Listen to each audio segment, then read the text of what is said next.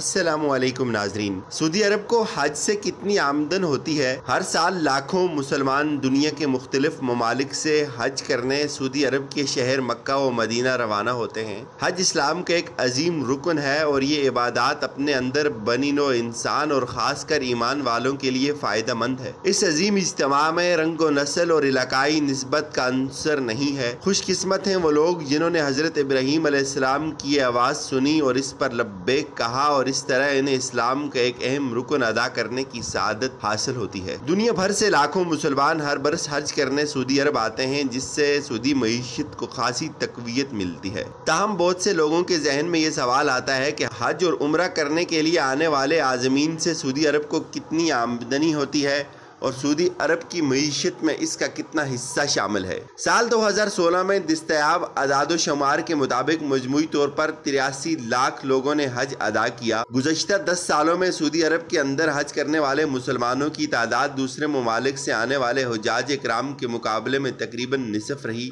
دنیا بھر میں مسلمانوں کی جتنی آبادی ہے، اس کی محض 2% آبادی ہی سعودی عرب میں رہتی ہے۔ ناظرین، سال 2016 کے دستیاب اعداد و شمار کے مطابق سعودی عرب کو حج سے 12 ارب ڈالر براہ راست آمدنی ہوئی۔ پاکستانی کرنسی میں یہ رقم 1700 ارب روپے سے زیادہ بنتی ہے۔ اسی سال سعودی عرب جانے والے حجاج اکرام نے وہاں جا کر تقریباً 23 ارب ڈالر کی رقم خرچ کی۔ حج کے لیے سعودی عرب جانے والے مسلمان جو ڈالر وہاں خرچ کرتے ہیں، ان کی معیشت کا حصہ بن جاتا ہے۔ یہ تمام رقم سعودی عرب کی براہ راست آمدنی نہیں، لیکن اس سے ان کی معیشت کو بہت بڑا سہارا ملتا ہے۔ مکہ چیمبر آف کامرس کے اندازے کے مطابق بیرون ملک سے آنے والے مسلمانوں کو حج پر 4600 ڈالر خرچ کرنے پڑتے ہیں، جبکہ سعودی عرب کے حجاج اکرام کے حج میں 1500 ڈالر لگتے ہیں۔ مختلف ممالک کے لوگوں کے لیے حج کا خرچ مختلف ہوتا ہے۔ ایران سے آنے والے قافلے میں ہر ایک شخص پہ یہ خرچ 3000 ڈالر کے قریب پڑتا ہے۔ اس سفر میں کھانے پینے اور خریداری کا بجٹ شامل ہے۔ پاکستان اور بنگلہ دیش کے مسلمانوں کو بھی تقریباً اتنا ہی خرچ کرنا پڑتا ہے۔